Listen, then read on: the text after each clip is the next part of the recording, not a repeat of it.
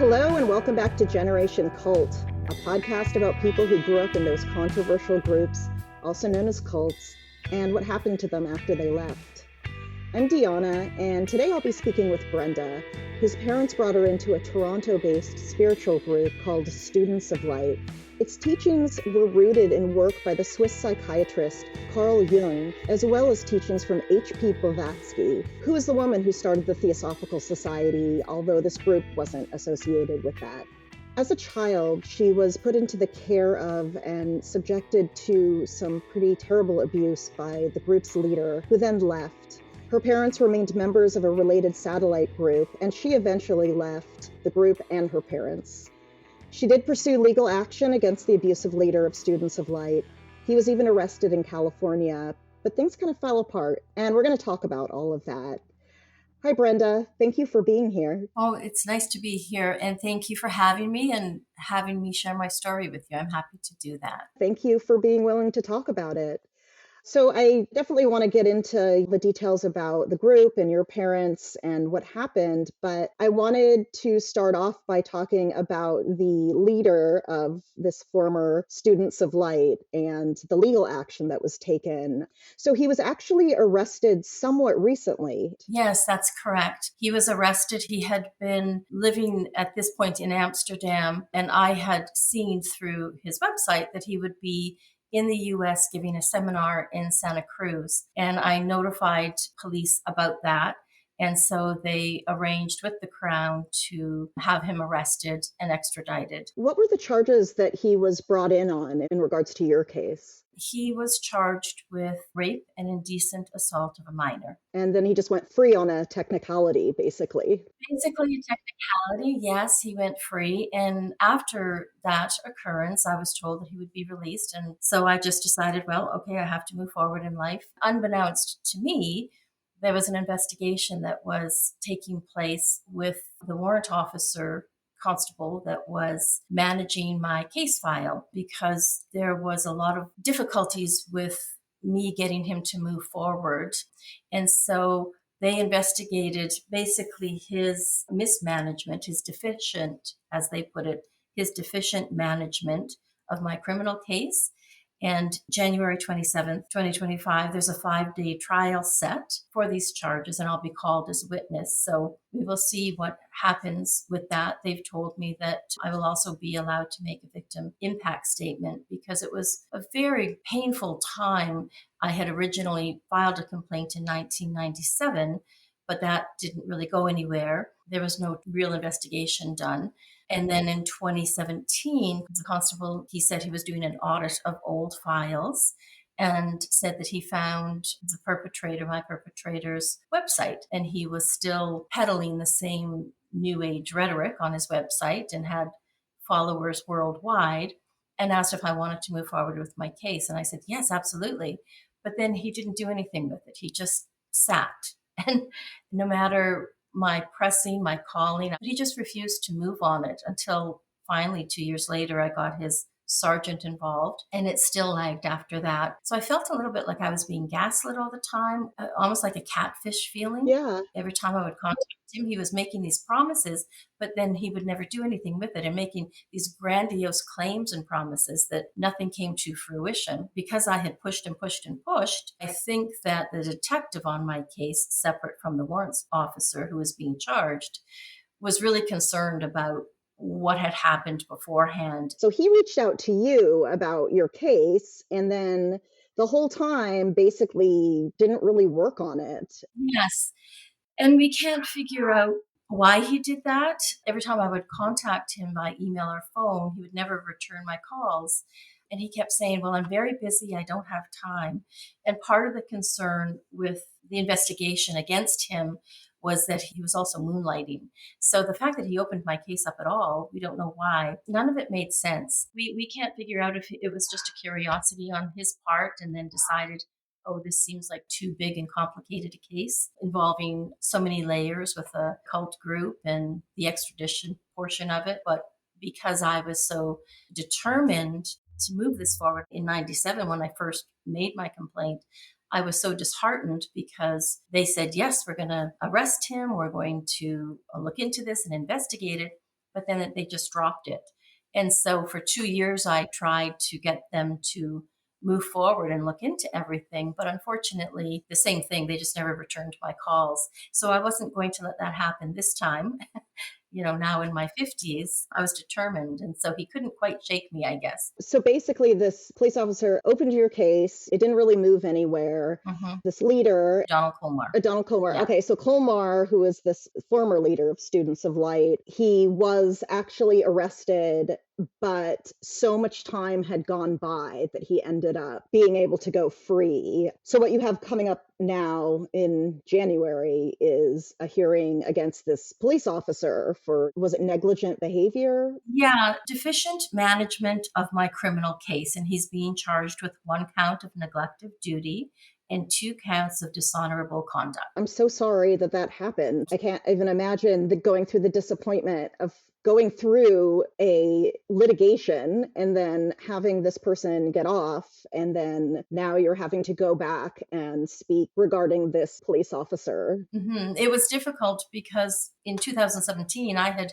packed everything away quite deeply and, didn't intend for this to come forward again. But, I had to sort of really begin to reflect and look at everything. And I wrote for years, actually, to come to terms with everything that had happened and just to be prepared for trial, and then to have everything fall through my fingers was traumatic. And I appreciate that the police tribunal who has brought this case forward against the constable recognizes the emotional trauma of that. At the very least, this will hopefully have a positive outcome. But unfortunately, Colmer is still free, living in, you said, Amsterdam. Yes. So tell me about this person who was arrested, this former leader. Who is this guy? Where did he come from? And how did you get connected with him? Donald Colmar he was a U.S. citizen, and he would tell everybody that he spent several years in India studying with the gurus and the masters. I know through his passport in the extradition process I was able to get a lot of information about him. We know he actually spent only 6 months there. He was quite young when he started Students of Light. He was only about 22 years old. And I met him when I was 11, and he would have been 23, 24 years old. It was a Toronto-based group in the sort of dilapidated neighborhood of what's called the Junction of Toronto. And he and a small group of people got together, and Colmar traveled throughout Ontario in the United States, basically tasked with getting people to join this group. And he would set up satellite groups. So the home base for the Students of Light was in Toronto. And then there were probably 100 satellite groups throughout Ontario and the US. And he would travel and lecture and do what was called aura balancing, which is using crystal pendulums, like an energy cleansing would be the best way to say that. And he was actually a co-leader with another man called John. And so Colmar at one point came to Northern Ontario, to my hometown of Sudbury. My parents met him only once, and they had been in TM previously. Transcendental meditation? Transcendental meditation, yes. My parents were never religious. They didn't want to save the planet. They never talked about God, but they were very lost in life. After one lecture with Donald Colmar, they and quite a large number of TM people, Transcendental Meditation members, moved over to Colmar's group, which was Students of Light. It was just after a metaphysical lecture. And the thing that Colmar would say during every lecture was, "You're special. You're chosen. You've heard God's calling. That's why you've come here tonight." And those simple words were enough to hook people into becoming a part of his cult. I think that so many people did feel lost in life and they didn't really know where to turn. And so this was a way for them to feel special. And that's how my parents got hooked. And so he immediately took a liking to my parents. And after they met him only twice, my sisters and I were brought to meet him. And I had heard that he was this spiritual man sent by God. And so I sort of envisioned this Jesus-like person who was going to have soft features with humility and be loving. But instead, I had to crane my neck because he was quite tall. He was very gangly. He had salt and pepper hair, even though he was quite young. And when I said hello, I was very shy and timid, and I said hello, and he didn't say anything back to me. So my sister and I decidedly didn't like him right from the get go, but nonetheless, he centered me out and said, "Oh, she's a very special, pure, unique child. She's a golden child, like a child Dalai Lama, and I'd like to mentor her." And how old were you at the time? I was 11 when he centered me out in this way. Okay. And I had my first aura balance a few months later when I was 12. But my parents immediately, without question, gave him unfettered access to me. Tell me more about the Students of Light. What was it based in? Well, it was co-led by a man named John. He owned and operated a health food store in the Junction area, the west end of Toronto. And his background was the Rosicrucians, the Madame Blavatsky occult teachings. And Kolmar had met him when he came back from India, and they had a connection together. This is the story that they told. And they decided that they wanted to reach out and try to form a group of like minded people. And so initially, that's what started to happen. The group in Toronto was about 30 people or so. That's when Colmar started to travel around in his white cargo van that was outfitted with like a little bed and bench and other things. And then we also had businesses. Eventually, there were many health oriented businesses that the group opened, two vegetarian restaurants, which were quite successful. This is all in the 70s and then into the 80s. But the group espoused, sort of that esoteric new age teachings. And there was not a lot of rules really in the beginning. People were free to come and go. And one of the things that Colmar would always say when I ended up traveling with him is if anybody ever questioned anything that he said, his response would be, "Well, you're not ready. You're not ready to accept a spiritual life. You're not really a true seeker." And so he would get rid of anybody who ever questioned anything that he had to say. You could see them feel embarrassed or humiliated or angry and get up and leave, while other people became complacent and accepting of what he said and didn't want to feel like they were missing out on anything. People didn't want to be called out. People probably didn't want to be kicked out. Yeah, that's how they do it. Yeah, people were living separately and all throughout Ontario and the US. And the people in Toronto, they all had apartments or homes in that particular area in the West End. And then as years passed, you had to be given permission to move to Toronto. You had to be special enough to move to Toronto. And so they did allow people to start moving. And by the mid 80s, the group ballooned to about 200 people. But what was taught was that we were very special. We were all fallen angels, and that we had all been together in our previous lifetimes, but at the time of Jesus as well. And that we had a mission to save the planet and uplift the planet, by uplifting our own consciousness and getting rid of the darkness within us. And that we failed doing that during the time of Jesus. So this was a very special lifetime where we had come together now again in this lifetime to complete our mission of saving the planet, uplifting the consciousness. And that was going to be not through volunteering or helping people in some way. It was all going to be we're going to meditate our way to higher levels of consciousness. And that was going to be what saved the planet. Were there other children in the group when you joined? I was the youngest. There were children born into the group eventually. There were some children, not a lot. In Sudbury, there was another family, but very few children. It was mostly adults. So your parents joined this group in the 70s. At the time you were 11. You had a sister. I have a younger sister and an older sister. Neither wanted anything to do with the group for the most part. Okay, so it was mostly you. Yes, because I was centered out. I mean, my parents tried to encourage my sisters to be a part of things, but it was difficult for them and they didn't want to be. We were always brought up to be very obedient, being that my parents are quite narcissistic. So we grew up being very hypervigilant and fearful of never making a mistake. We were taught always respect your elders. So when I was centered out and told that basically I should be mentored by this man, I felt like I didn't really have a say in it. It was something that I had to do to be a good daughter and to serve God. And so I wasn't given a choice. Why do you think he focused on you? I have no idea. I think I was very, very shy and timid. He eventually told me when I was 12 years old that the reason he centered me out and said that he wanted to mentor me, and the reason that he wasn't friendly to me, was that he was very taken aback from the moment he saw me because he recognized me as his soulmate. And he told me when I was 12 that I was his soulmate. He didn't tell me yet that I'd have to marry him, but he just said that we were soulmates and he had a profound love for me. And because in transcendental meditation, I had always been taught that soulmates could be anything. It didn't always have to be a romantic relationship. It could be parent and child, best friends, siblings, or teacher and student.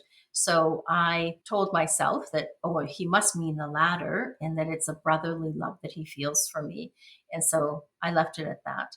But everything he told me also was that I was never allowed to tell anybody what we spoke about because they were spiritual secrets that not everybody was ready to hear yet. And if I ever spoke about these things and people weren't ready to hear it, it would allow the darkness to come in and sabotage God's plan for saving the planet. So just by me saying anything that he told me, I not only had the fear of I'm going to go against Komar, I'm going to go against God and potentially sabotage the world. So it was a heavy weight for a 12-year-old to carry. Yeah, absolutely. I mean, that's a heavy weight for anyone to carry, saying that the weight of the world is on your shoulders if you speak about something, much less telling that to a child. That's so manipulative.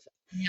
So your parents said, okay, you can go travel with this guy. How long did you end up traveling with him? By the time I was 13, after he groomed me for a year, he told my parents I was destined to live a spiritual life like him, aura balancing. He wanted to teach me to aura balance and teach me to teach meditation and lecture and so forth.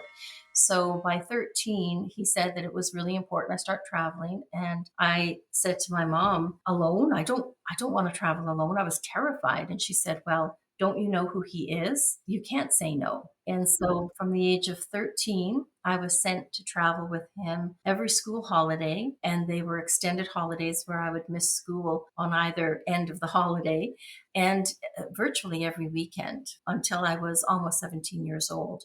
So my life was completely monopolized and taken over by him. On weekends, he would have me travel to Toronto to the group owned house where meetings and meditations were held. And that was called Soul House, which is an acronym for Students of Light. So every weekend after school, I would have to take a 5 hour bus ride. The coach bus terminal was very seedy. So I would get off the bus, have to sort of trek through all of these different homeless people, which my heart goes out to, but it was a bit scary. I would be approached by men left, right, and center asking if I wanted to make money or work for them Oh, and so forth. And I just thought, okay, God's going to protect me. And so I had to take the subway for half an hour and then another bus to get to Soul House. And then there were bedrooms in the basement of that house. But Colmar also had his white van parked in the back. And so I would go to his white van. That's what he instructed me to do. And he would molest and rape me all weekend. I was supposed to be mentored by him, but this was my supposed mentoring. And from there, I would have to take another bus to the subway, to the coach station alone, and then take a 5 hour bus ride back home.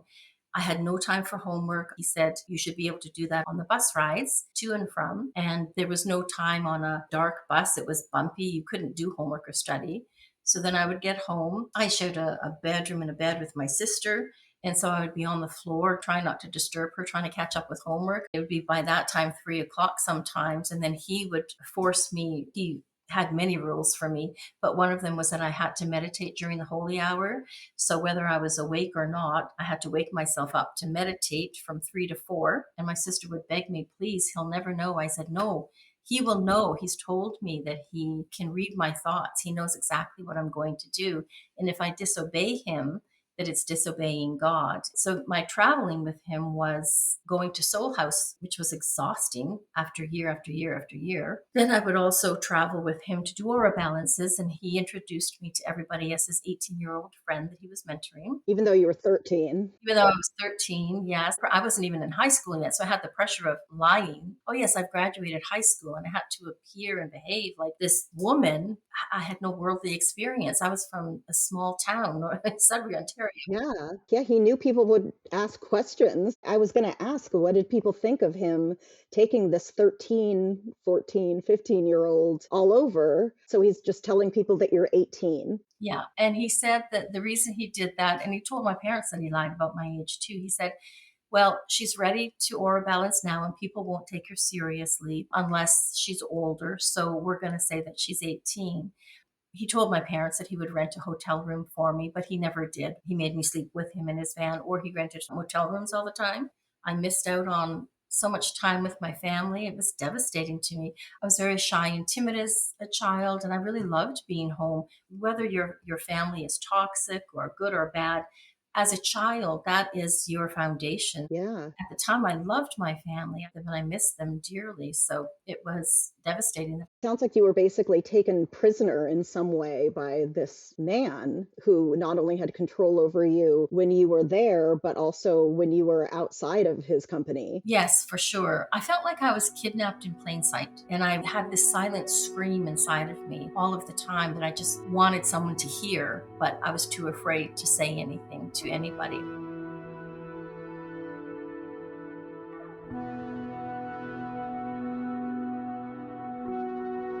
When I was with him, when I traveled with him, I was rarely allowed out of his sight. He controlled everything I did. I wasn't allowed to do anything without his permission. He controlled what I ate, what I drank, what I wore, literally everything. Right from the get go, he started to control that I was only allowed 1 minute to urinate, 5 minutes to defecate.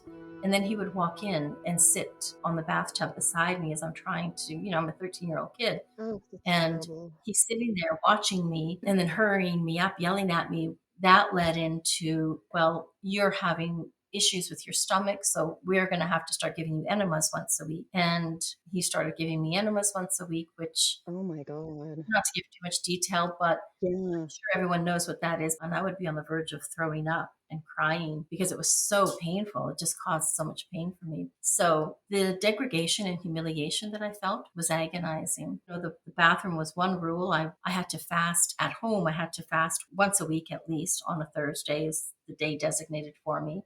But when I was with him, he would have me fast for days in a row. And even when I traveled on my summer vacations or other vacations where it was long enough time, he would have me fast for 2 week periods. So I was starving all of the time.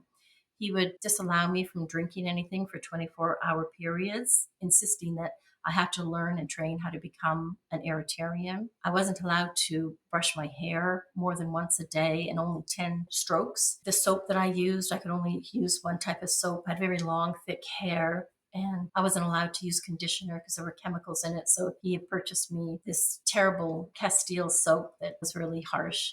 I couldn't use any products of my family. He disallowed me from showering when I was with him. He would make me go weeks without showering. Oh And God, what a sick, sick person. Did anyone in your family notice or bring this up? It seems like this was something that would have been noticeable if you're not showering or, you're basically being tortured. my parents, there was no heavy involvement at the group for them at this point. Appearance was always very important for my mom and my dad, and they were neat as a pin all of the time. We had to be primped and perfect every day of our life with our hair curled in beautifully pressed outfits. It was just a really important thing for them that we looked a certain way all of the time and we presented to the public in that way.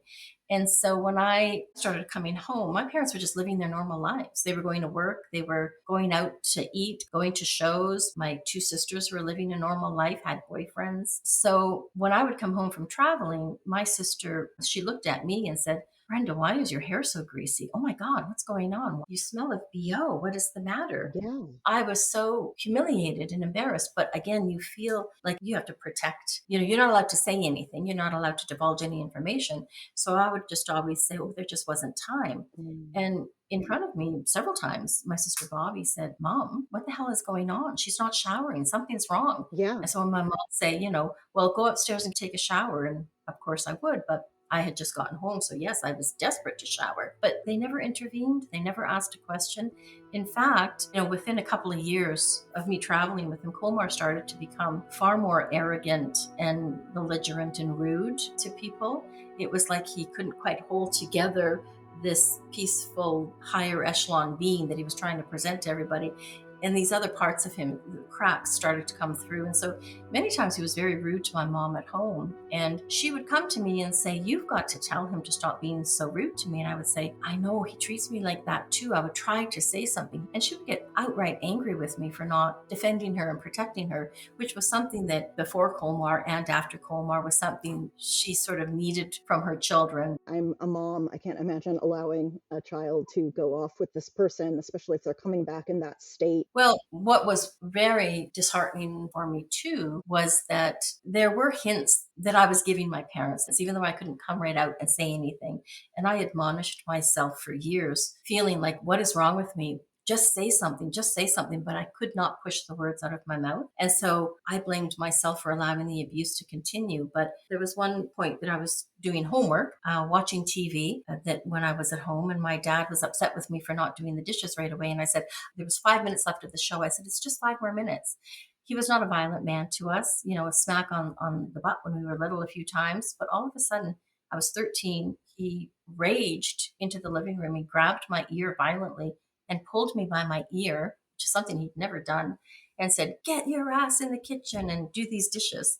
And so I was so afraid that I would be in trouble for not doing the dishes and being in trouble with my father. So I said to Dad, "Please don't tell Colmar about this." And he said, "Well, what, you want me to lie to him?" And I said, "I just don't want you to tell him. He gets very angry." And he said, "Well, we tell him everything." He said, "We report back to him all the time what you do." And so at that point, I felt so completely isolated. Yeah. And I told him, he gets so mad at me, but rather than inquire, "Why are you so afraid of him?" he Yeah. just said, "Well, I'm not going to lie." And so that following weekend, when I was with Colmar, of course, he reprimanded and berated me for not only not doing what I was supposed to at home, but my dad reported that I said, "Please don't tell him." And so that was even a bigger offense, that I would dare to say to my dad, "Don't tell him."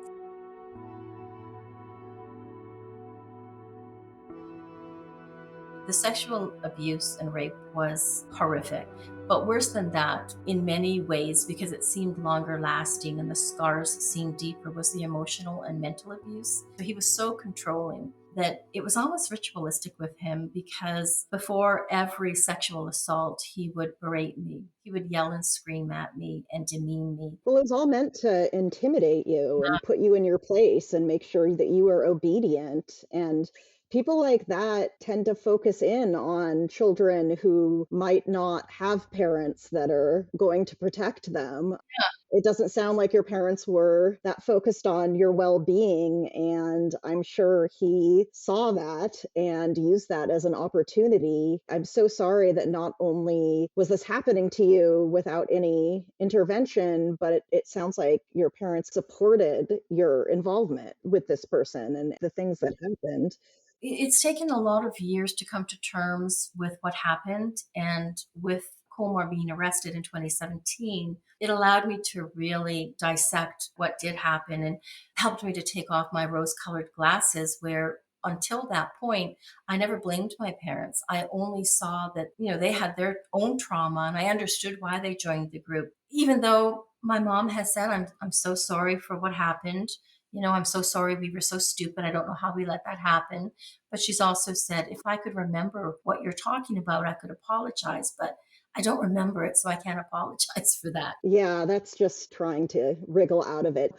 So you have spoken with your parents about the things that have happened and they're aware of his arrest. Yeah, we maintained a close relationship until my late 50s, just a number of years ago, where there was always dissension and we could never figure out why. When I say we, my sister and I, no matter what way we tried to express something to our parents, things could be going along. We were happy, but somehow there was always turmoil and we could never figure out what the hell was going on. But you don't know what you don't know. And it is only through social media that I began to understand and learn what narcissism is, and programs like yours that really helped me to come to terms with understanding, why our life was the way it was, and why my parents reacted or didn't react, or why they treated us in the way that they did.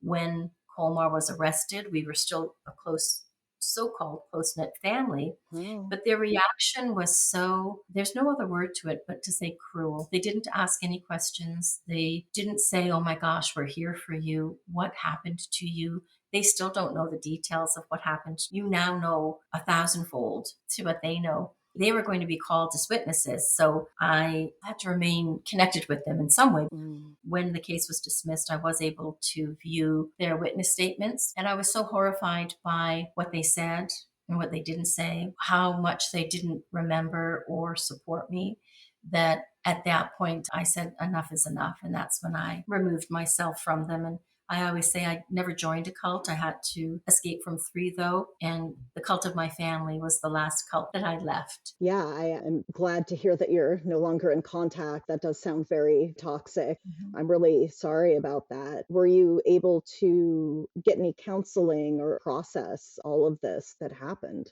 Yeah, it's unfortunate because I did get a little bit of counseling, but it turned out to be very detrimental to me.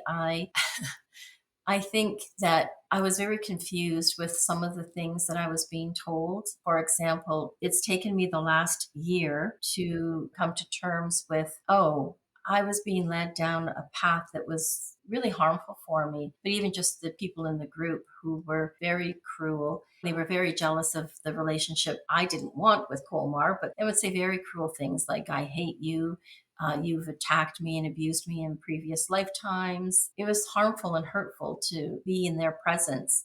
So when I expressed some of this to my therapist, his response was, well, don't demonize and dehumanize them because they were victims too. And they've been hurt too. It's like, well, okay, I know that. Yeah, that's so dismissive. Yeah. And unless you hold compassion for them, you're perpetuating the violence.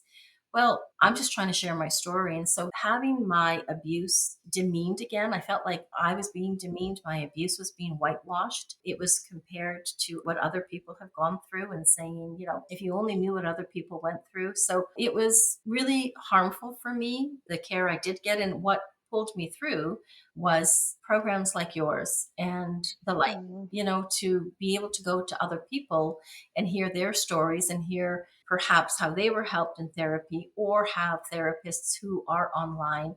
That was so critical. That really released a lot of the agony and fear because you think it's you think that there's something wrong with you, and then you realize, oh my God, it's not me. I've been gaslit, I've been manipulated and harmed in these ways, and I don't have to take this on anymore. And so I was able to move forward because of that. Good. I'm glad to hear that, but I'm so sorry you had such a bad experience with a therapist. People need to be really careful to go to the right person, but also that's a really horrible way to treat somebody. Yeah, there's a lot more to it, but that's sort of the crux of it. So, going back to you being in the group and you traveling, how did this end up ending? You did this until you were 17. What ended up happening? Like, how did this end up concluding? It just kept getting worse.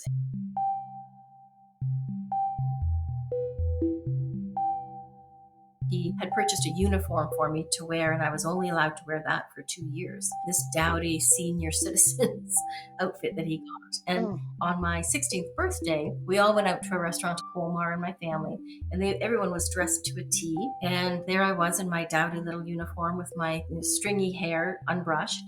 And he decided that that was going to be the time that he was going to announce to my parents that he was going to marry me. And I was devastated. The earth just cracked when he said it. And he said this was God's plan. And my parents were very accepting of it. My older sister, Bobby, was horrified, yeah, but they accepted it. And again, I just felt like I'm sitting there being kidnapped in broad daylight. yeah. And I couldn't say a word. And I was very quiet and just shyly smiled when he said it. And so that traveling continued. I saw him even more now, and I missed even more school. I'm in grade 10 at this point. And by the end of grade 10, I was supposed to be moving to Toronto to marry him and live there and travel with him. So it was a day before I was supposed to be moving. I was there at school in the morning for my last exam, and I wasn't allowed to look at myself in the mirror more than once a day, but I caught a glimpse of myself. And I went into such a state of shock because I didn't recognize who I was looking at. And I began to hyperventilate. I didn't know how to escape from this life. And I let myself hyperventilate and I fainted. And I woke up with teachers around me. My mom was called and they wanted to call an ambulance. And she said, no, no, no, no, I'll be there in a few minutes. And so she came and saw that I was still lying on the bathroom floor and said, oh, okay, you can call the ambulance. And I whispered in her ear, Mom, don't tell Komar. He's so mean to me. He gets so angry with me. He's going to be angry with me for this. And she said, okay, okay. And I said, Mom, I don't want to travel with him anymore. And I don't want to marry him. And she just said, okay, okay. And so we went to the hospital. A few hours later, all of a sudden, Komar bursts very dramatically through the hospital doors and says, she's filled with darkness. They're attacking her because of the marriage. So you all have to leave. And he spent the next 2 days while I lied in a hospital bed under observation. They were trying to figure out what was wrong with me and eventually realized there was nothing wrong with me. They thought there was nothing wrong with you? It sounds like there was a lot wrong. Yeah, there was a lot wrong emotionally and mentally. But the doctor was just like, you're fine. Yeah, yeah. Wow. Yeah, that sounds negligent in and of itself. I mean, there's obviously something going on with you. Yeah. And they're just like, okay, you can go. You go home. So Yeah. that's a failure of another system. Yeah, for sure. And so I got home and I pleaded with my parents to help me cancel the marriage. And so my dad was reluctant at first, but then he came forward and he called and canceled the marriage for me. And Colmar was apparently furious.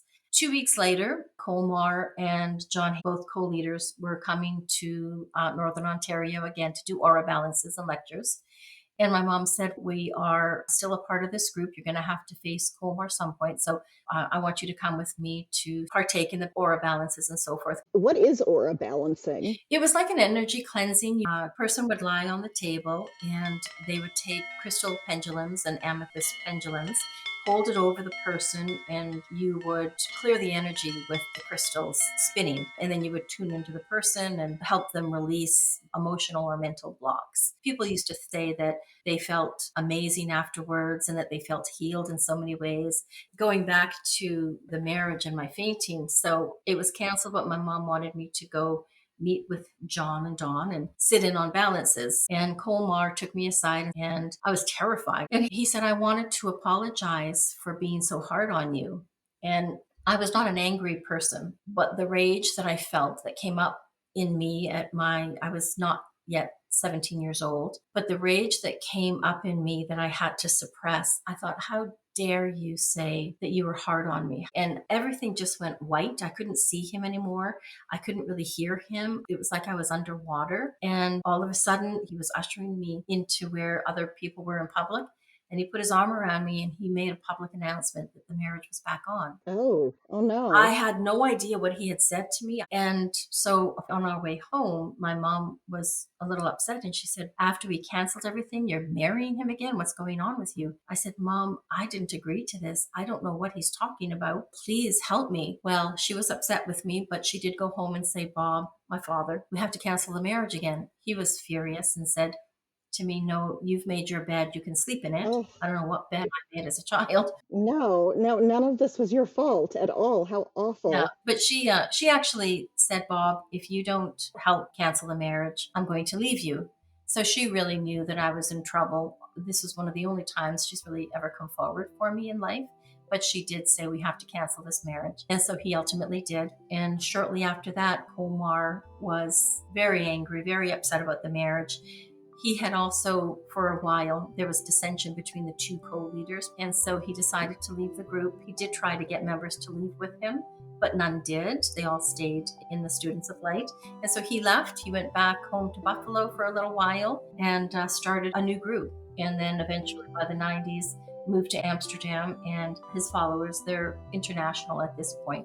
Is it still called Students of Light? No, it's called CSA, which I find funny because it's the same acronym for child sexual assault. Wow. I can't remember what it stands for at this moment. So his co-leader stayed, and so Students of Light continued. Did your parents stay in the group at that point? They did. So what happened is, again, we were still in Sudbury, Northern Ontario. And when the second marriage was canceled, I was so relieved, and I think I thought that we might just leave the group. I can't tell you how free I felt just being able to live my life again. Although it was really odd because no one asked me a question. It was like the last 5 years didn't happen. And so I just had to bury it and keep a lid on it. And within a few months, my mom and sister and Bobby came home. I was still in school. I was 17, and we came home, and there was a for sale sign on our house, and we had no idea. We thought the real estate agent must have made a mistake. And my father got angry. He said, "There's no mistake. I'm moving to Toronto." What? And we said, "What?" And so, of course, a very large argument ensued. He did not say, "We're moving to Toronto." He said, "I am moving to Toronto." So the house sold immediately. And a few days before we were all packed up, and a few days before we were supposed to leave for Toronto, John called my parents, who solely led the group now, and said, "Brenda's too filled with the darkness. She's carrying Don Colmar's darkness and negativity. And so it will be too disruptive for the group. So she's not allowed to come." Oh, so you were kind of kicked out then. Yeah, but I'm still in grade 11. I'm only 17. And so my father did leave, and we rented an apartment for a couple of months. And then my mom said she was very angry and upset that John was trying to separate her from her husband. So she was going to take my younger sister and move to Toronto, and that I was going to have to live somewhere else. And she said, "I don't know where you're going to live." They ended up sending me to live with my sister Bobby, who didn't want anything to do with the group, and she found her own little apartment. They left, and I finished grade 12 there on my own, no support, not financial support, nothing. And then they called me just when I graduated and said, "John said you can come to Toronto, so really you should come and be a part of the group."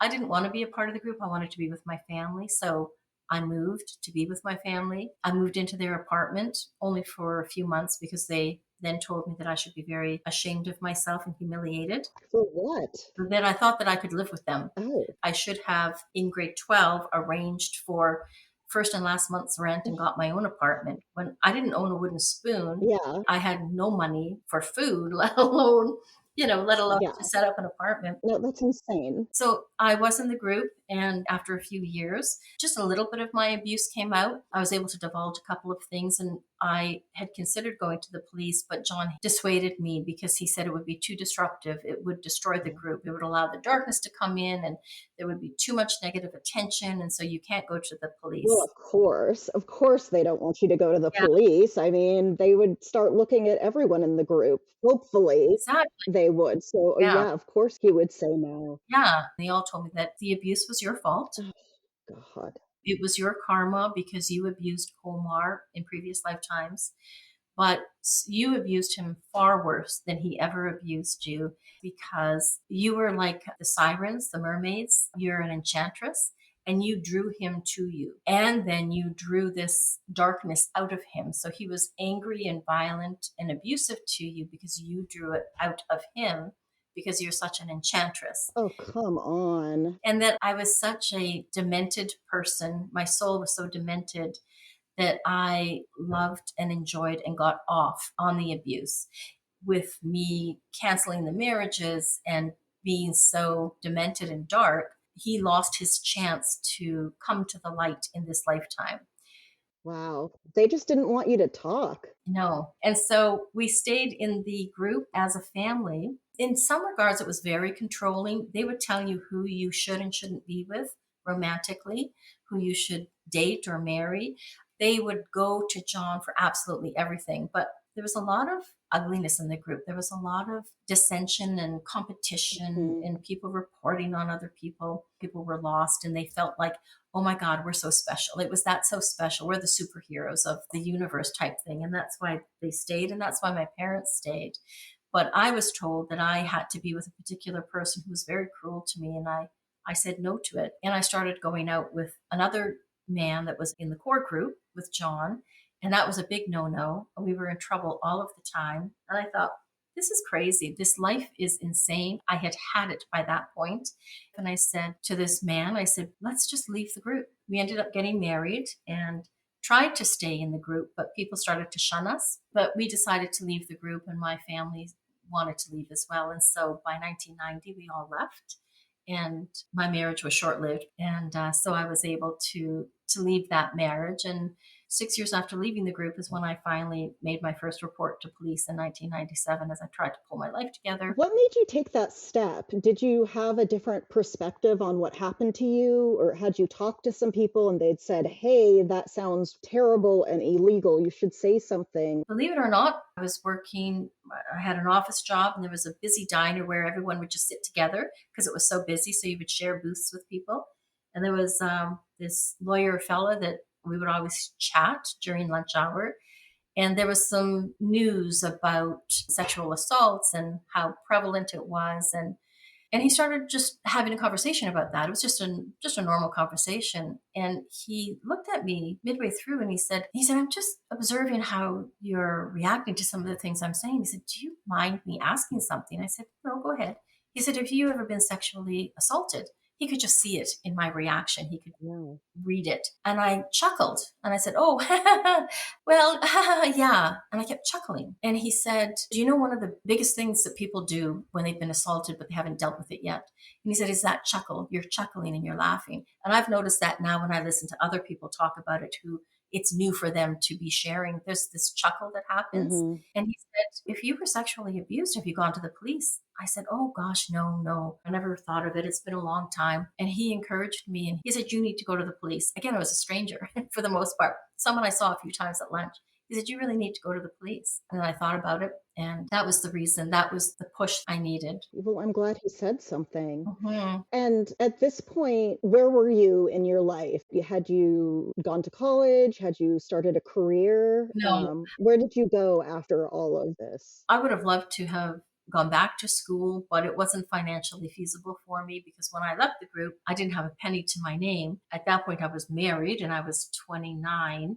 A year and a half or so later, divorced my husband. And by this point, I had gotten a job as a personal assistant. And that was pretty much my first job after leaving the group. And so it was from there, I went to the police and then I was able to work my way up in other positions to director of marketing for a large company and did well in that. And then decided after working for people for so long who didn't have a lot of morals, I felt.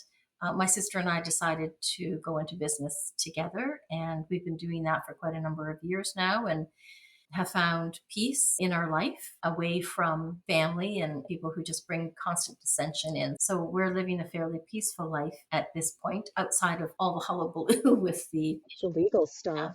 Yeah, because that drags things out. This happened so long ago. I mean, I'm glad that he was actually arrested, but uh, that's terrible that nothing came of it after all that happened.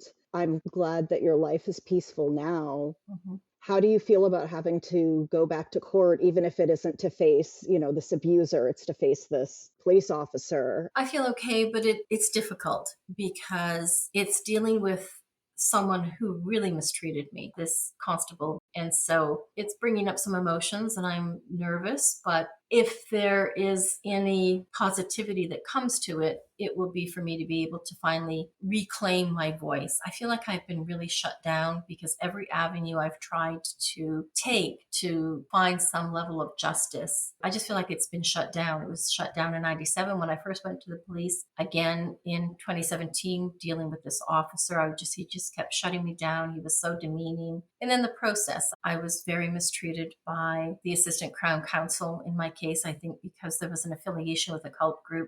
There's been a lot of dissension, unfortunately. So, this I'm hoping will allow me to take back my voice. I felt very shut down by my therapist, where it was before that very easy for me to tell my story or talk about it. I've been dealing with trying to reclaim it almost. And Mhm. so I think this will be a positive ending for me to tell a little bit about my story and how it affected me.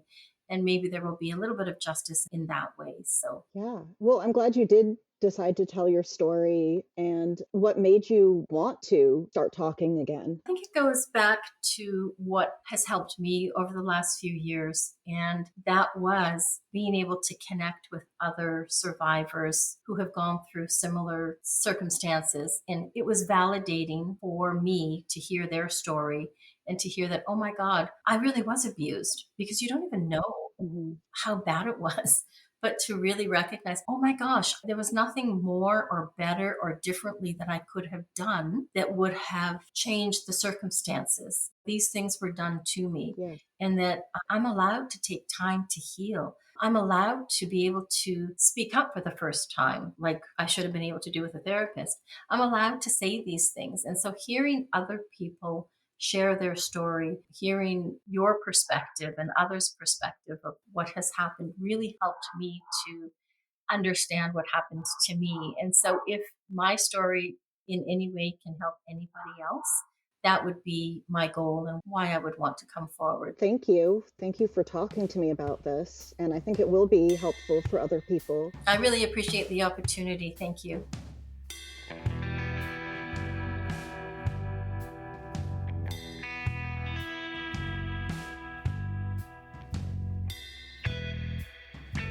Generation Cult is hosted and produced by me, Deanna Levy, with original music by Lee Dunn and opening and closing tune by the band The Chaw. If you like the show, leave us a 5-star review. If you want to reach us, send an email to generationcult@gmail.com.